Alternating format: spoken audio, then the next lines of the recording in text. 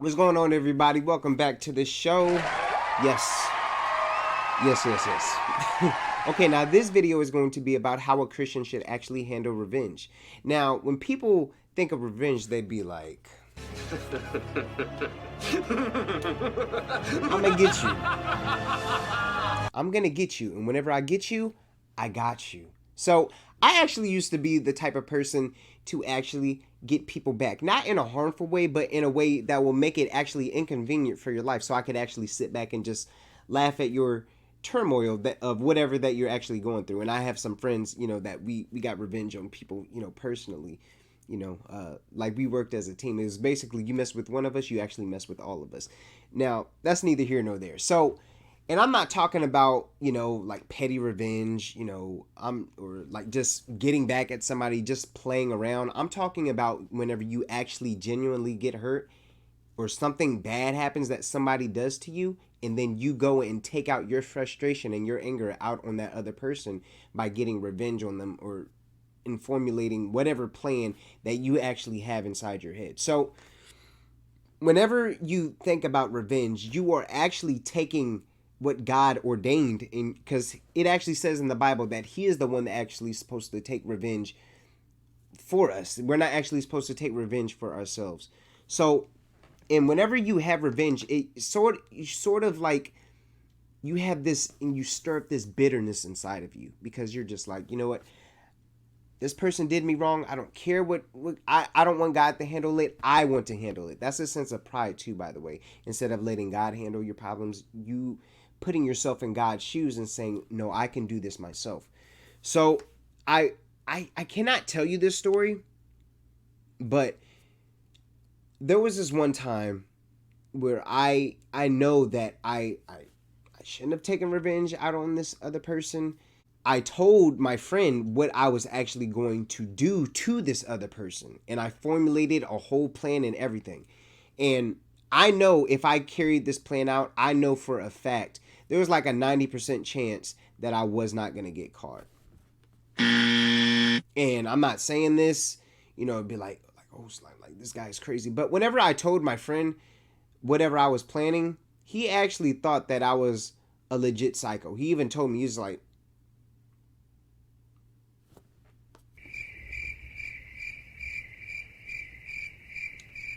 if I didn't know you, if I haven't known you for all these years and everything, I honestly probably wouldn't even be your friend because of what I told him that I was actually going to do. And this was 2 going on 3 years ago. Yeah, 2 going on 3 years ago of what I said that I was actually going to do to this other person.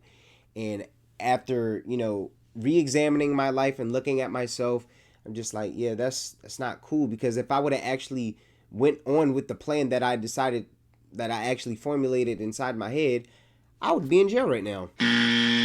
Honestly, I was actually about to commit a crime against two people, and it's not worth it because not only whenever you thinking about putting revenge on that other person, it could actually backfire on you as well. And I actually saw this quote today. Whenever you think about revenge, go ahead and dig two graves because yeah, you might actually get that other person back depending on how serious the situation is and everything.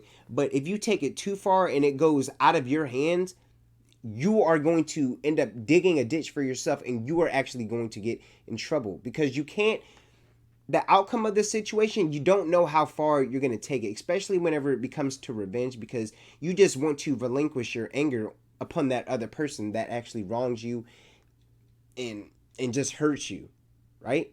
This is why in the Bible it says in Romans chapter 12 verses 19, don't take revenge, let me pay them back because he can get them a whole lot better than we can. And unlike us, God doesn't actually have impure motives and he's going to get them back in the righteous way that he can. It may not be today, it may not be tomorrow, but whenever he gets them, he's going to get them. But other than that, just move on with your life. And I know sometimes this can actually be easier said than done. I completely understand because like I said, I was actually about to commit a crime.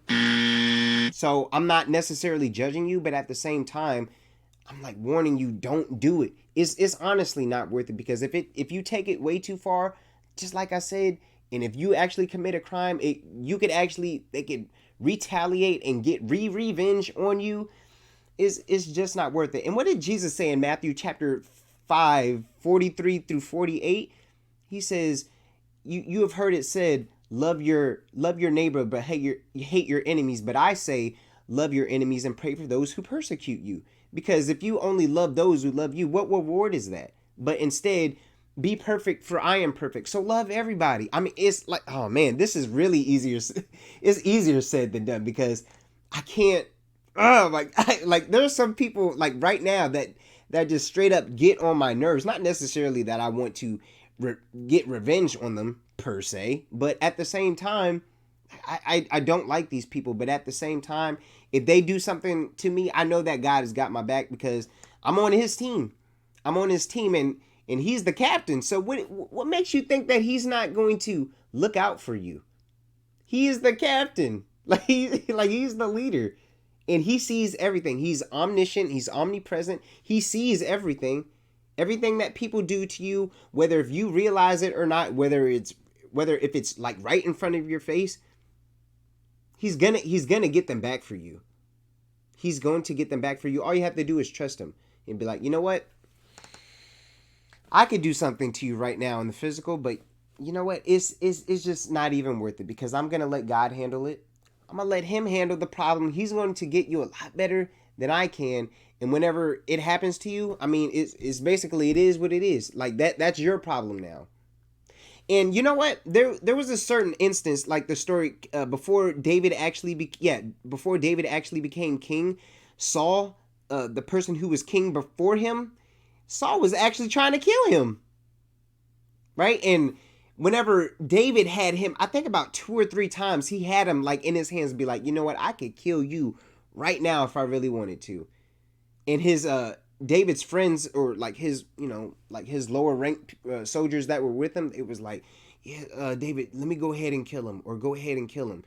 And David was like, nah, the Lord will actually handle this. Don't worry about it. And we just gonna move on. And what did God do? God gave David the W. God gave David the W.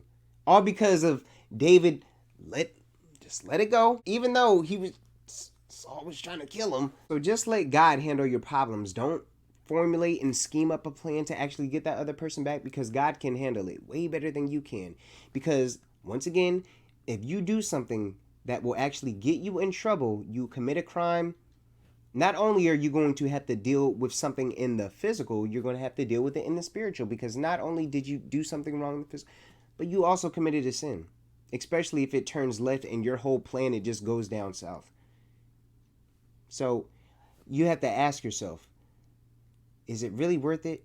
Or will I just let God handle my problems, because I know that he can get them way better than I can?